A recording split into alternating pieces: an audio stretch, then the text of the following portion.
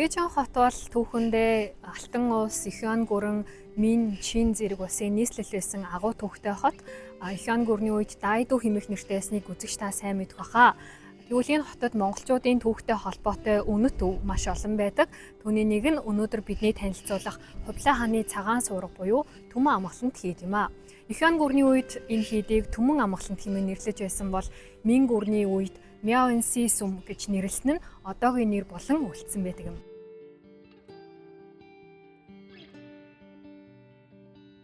Энэ хідийг бол 1961 онд улсын хамгаалтанд авсан байдаг юм байна. Одоо бол энд жуулчид маш ихээр хүрэлцэн ирж сонирхдаг юм байна. Хідийн өмнөх хэсэгт бол Түмэн амгалант хід өөрөө байрлаж байгаа. Харин ар хэсэгт нь та бүхний харж байгаачлан Хувлаа хааны цагаан суурга харагдаж байна.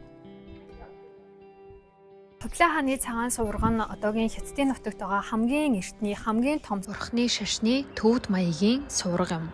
Тухайн үед Хувлаа хаан Юан гүрнийг дөнгөж байгуулчаад нийслэлээ Бээжин хотод нүүлгэж ирснийхээ дараахан одоо бүх дэлхийд сүсэглэх алтан сувраг байгуулах зарлигийг буулгасныг Юан гүрний сударт бол тэмдэглэн үлдээсэн байдаг. За үүний дагуу улсын их багш Пагвалам одоо тухайн үед гэрэлт хөшөө уран баримлаар алдартай Балбын баримлч Анигээг авчран цагаан суургыг бүтээлгсэн байдаг юм а. Хувлаа хааны цагаан суургыг барьж байгуулсны дараа суургыг төшөглөн Түмэн амгалант хідийг мөн бүтээсэн байдаг. Түмэн амгалант хідэд сэргэн мандалтын үед нь 70 гаруй мянган лам хувраг ном хурдаг байсан байна. Мөн энэ хід бол Алтан ургийн хаадын мөрөглийн голцыг байсаар иржээ. Хідийн баруун хэсэгт одоо энэ Түмэн амгалант хідийн үүх түүх болон Хувлаа хааны цагаан суургын үүх түүхийг харуулсан музей байрлал юм байна. Одоо орж сонирхцгаая.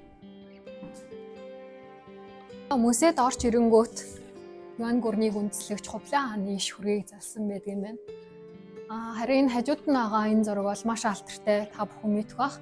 Хувлаа хаан авт морцсон нь хэмээх нэртэй бүтээл байна. Энэ зургийг бол 1280 онд тухайн үед одоо Юан гүрний соёл урлагийн асуудал хариуцсан сайд түшмэл байсан Хятад хүн зурсан гэж сударт тэмдэглэн үлдээсэн байдаг юм байлаа.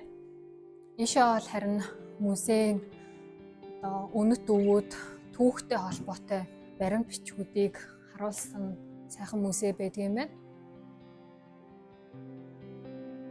Түмэн амгалант хід өөрийн түүхэн цаг хугацаанд хүнд хэцүү цагийг мөн туулсан байдаг. Тодорхойлбол 1368 онд хід дээр аянга бууж одоо тухайн үед маш том хэмжээний галт төмөр гарч ирсэн юм билээ. Тэгээд Тогоон төмөр хааны зарилгаар бол галыг түргэн шуурхаа унтраасан хэдий ч одоо хідэд бол одоо маш том хохирол учирсан байдаг. За энэ тухай яг энэ самбарт бол тэмдэглэн үлдээсэн байдаг юм байна.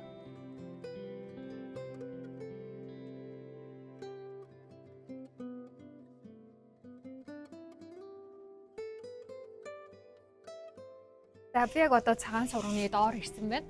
Эдээшээ харах юм бол цагаан суургын оройн харагдаж сүрдмээр их сайхан суурга бүтээсэн юм байна. За энэ суургын бүтээн байгуулалт бол 1271 онд эхэлж 8 жил үргэлжлээд 1279 онд одоогийн бидний харж буй үзэсгэлэн сайхан цагаан суурга бүтсэн түүхтэй юм байна. Цагаан суурга нь сүмбэр суудал, их бие, номын цагираг, хүрэл шүхэр, оройн суурга гэсэн 5 хэсгээс бүрддэг юм байна. Мөн суурийн дөрвөн талыг тойруулан 108 төмөр зул, номын цагиргын орой дээр 13 бурхны хүргийг заалж өгсөн байдаг юм байна. За суурганы хамгийн орой дээр бол 2 тонн жинтэй 5 м өндөр алтадсан хүрэл суургыг суулгасан юм байна. Суургын оройд мөн 36 хүрэл хонх зөөлгээстэй нь альч цагт сайн номын дуу цангиж байхыг бэлэгдсэн юм байна.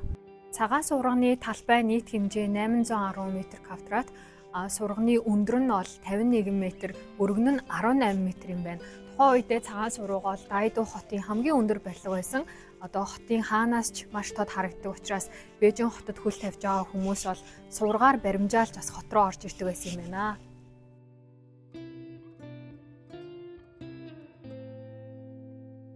Түрүүн бас би яриандаа цухастан урдаад өнгөрсөн энэхүү цагаан суургыг бүтээсэн одоо Балбын баримлч Анигэгийн хөшөө бол яг энэ үүд хэсэгт нь байрлалт юм байна. Тухайн үедээ Аника баримлч бол 27 настайдаа энэхүү суургыг бүтээж эхэлсэн юм байлээ.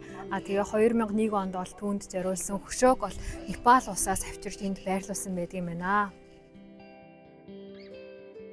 Яг одоо миний гიშгэж байгаа энэ газарт нэгэн цагт Хувлай хаан мөн хөл тавьж одоо улс орноо даатхан цагаан сургалтаа залбирч байсан тухай утга сэтгэл маш сайхан санагдаж байна. Хэрвээ үзэгч таа ч гэсэн Бээжин хотод ирэхээр төлөвлөж байгаа бол Бээжин хотын баруун хэсэгт байрлах монголчуудын үх түүхтэй холбоотой энэ сайхан газарт мөн хүрэлцэн ирэхийг урьж байна.